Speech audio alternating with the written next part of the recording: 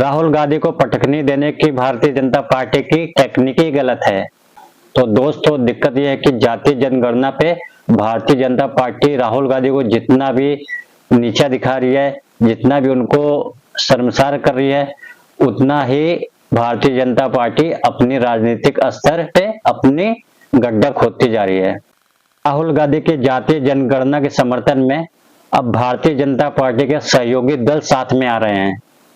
एक एक करके मैं आपको नाम बताऊंगा, क्योंकि सहयोगी दल जो उत्तर प्रदेश के पृष्ठभूमि के हैं, वो सहयोगी दल ये समझ चुके हैं कि उत्तर प्रदेश में राजनीतिक क्या खेला होने वाला है। देख रहे दोस्तों, लोकसभा चुनाव में भारतीय जनता पार्टी का सुपड़ा साफ हो गया था दोस्तों। अखिलेश और राहुल गांधी के गठबंधन से लोकसभा चुनाव में जो भारतीय जनता पार्टी को पटखनी दी है, इसके वजह से अनुप्रिया पटेल जो कि जातीय जनगणना के समर्थन में आई हैं दोस्तों। उनके दो पहलू है दोस्तों, ना कि हमारे दबे कुचले लोगों के लिए जातीय जनगणना जरूरी है, साथ ही दोस्तों वो आउटसोर्सिंग की आलोचना कर रही हैं। तो क्या मायने हैं वो मैं कुछ देर बाद आपको बताऊंगा दोस्तों। पहले मैं आपको बताऊंगा अनुप्रिया पटेल राहुल गांधी के सुर में सुर कैसे मिला रही हैं जातीय जनगणना पे। सुनिए दोस्तों इस वीडियो में उन्होंने क्या कहा। जनगणना जरूरी नहीं है। हमारे देश की सामाजिक संरचना का आधार विभिन्न जातियां और देश में हजारों वर्षों से है। क्या हमें उनकी सही संख्या, सही गिनती नहीं मालूम होनी चाहिए? और ये केवल जातीय जनगणना से ही संभव है। किसी भी दबे कुचले हाशिए पर पड़े हुए जाति समूह को यदि अधिकार, सम्मान, भागीदारी सुनिश्चित करनी है तो उसकी संख्या का अधिकृत आंकड़ा होना ही चाहिए। दोस्तों अनुप्रिया पटेल के बयान का एक दूसरा हिस्सा भी है। उन्होंने क्या कहा है वो मैं आपको पढ़ के सुनाना चाहता हूं दोस्तों।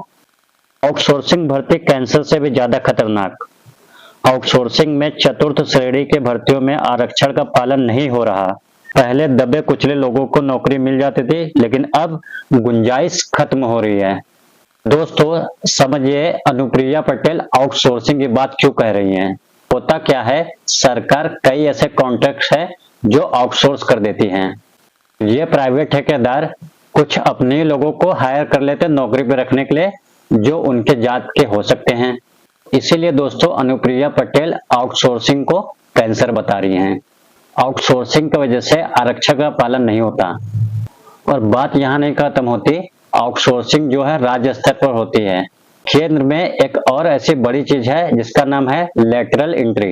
लेटरल एंट्री का मतलब क्या? तो दोस्तों ये जो बड़े बड़े पद होते हैं, जो सेक्रेटरी के बड़े बड़े पद होते हैं, उसमें बीजेपी क्या करती है, बहुत अरसे से दोस्तों एक्सपर्ट के नाम से बहुत लोगों को ला रहे हैं, जो हो सके आईएएस ऑफिसर ना हो, आईआरएस ऑफिसर ना हो, मगर अपने फील्ड के एक्सपर्ट हों। इसमें हो क्या रहा है दोस्तों, आरएसएस के पृष्ठभूमि के लोग, या जो मोदी सरकार के चाटुकारिता करते हैं उनके लोग, जो बीजेपी के चाटुकारिता करते हैं, उनको बड़े बड़े पद पे बैठाया जा रहा है।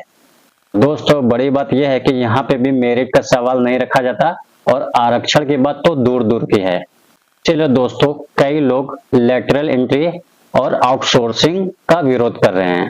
चलो दोस्तों आजकल लेटरल एंट्री और आउटसोर्सिंग का लोग विरोध कर रहे हैं।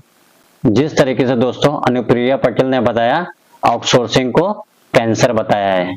मैं आपको याद दिलाना चाहूंगा दोस्तों, राहुल गांधी लोकसभा चुनाव से पहले जब मध्य प्रदेश, छत्तीसगढ़, राजस्थान का चुनाव होने वाला, तब से जातीय जनगणना की बात कर रहे हैं दोस्तों। तो दोस्तों राहुल गांधी ने जातीय जनगणना का साथ नहीं छोड़ा है, तब से राहुल गांधी मुद्दे उठा रही है दोस्तों। सुनते हैं यहाँ पे। कांग्रेस पार्टी ने कास्ट सेंसस किया था, उसमें हिंदुस्तान में हर जाति के कितने लोग हैं वो डेटा हिंदुस्तान की सरकार के पास पड़ा हुआ है। नरेंद्र मोदी जी वो डेटा पब्लिक को नहीं दिखाना चाहते। हिंदुस्तान की सरकार की रीढ़ की हड्डी जो है secretaries of government of India, उसमें से सिर्फ 7% दलित, आदिवासी और ओबीसी वर्ग से आते हैं। हिंदुस्तान में ओबीसी कितने हैं? आदिवासी कितने हैं, दलित कितने हैं। मैं कह रहा हूं कास्ट सेंसस, जाति जनगणना एक्सरे है। आदिवासी वर्ग को चोट लग रही है, ओबीसी वर्ग को चोट लग रही है, दलित वर्ग को चोट लग रही है।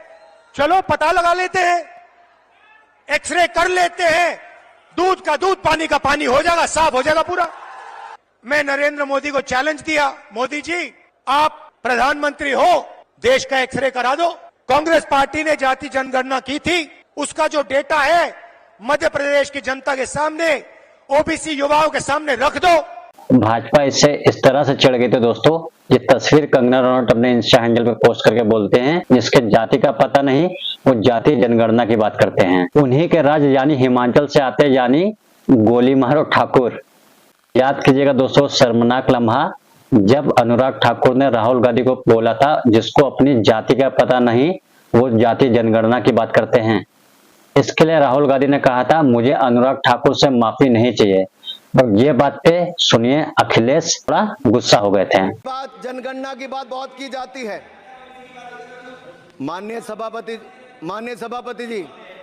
सभापति जी, जिसकी जात का पता नहीं वो गणना की बात करता है।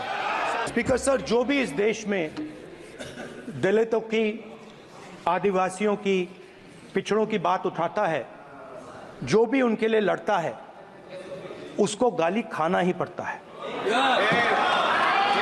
और मैं ये सब गालियां खुशी से खाऊंगा, क्योंकि महाभारत की बात हुई तो महाभारत में अर्जुन को सिर्फ मच्छी की आंख दिख रही थी, उसी प्रकार मुझे सिर्फ मच्छी की आंख दिख रही है। जाति जनगणना हम करा के दिखाएंगे, खत्म। आपको जितनी गाली देनी है आप दीजिए, हम खुशी से लेंगे। सर, अनुराग ठाकुर जी ने मुझे इंसल्ट किया है, मगर मैं अनुराग ठाकुर जी से कोई माफी नहीं चाहता हूं, मुझे कोई माफी की जरूरत नहीं है। मैं लड़ाई लड़ रहा हूं, जितनी आपको गाली देनी है मैं आपसे कभी माफी नहीं मांगूंगा, मुझे आपकी माफी नहीं चाहिए। इनसे ये पूछना चाहता हूं, आपने जाति कैसे पूछ ली, ये बताइए बस। आप जाति कैसे पूछ सकते हैं? आप बताएं, जाति कैसे पूछ सकते हैं? आप पूछ के दिखाओ जाति को। आप जाति कैसे पूछोगे तुम? तो दोस्तों, हर गुजरते दिन के साथ राहुल गांधी पर बीजेपी का प्रहार बढ़ता जा रहा है। तो कभी अदालती मामलों में उनको फंसाया जाता है, कभी उनके खिलाफ इतना दुष्प्रचार किया जाता है, और कभी इस तरह के फोटो शेयर किए जाते हैं जैसा कंगना रनौत ने शेयर किए थे फोटो। दोस्तों वीडियो में अभी के लिए इतना ही, और आपको इस वीडियो में क्या अच्छा क्या बुरा लगा प्लीज मुझे कमेंट करके जरूर बताएं। थैंक यू सो मच दोस्तों, जय हिंद।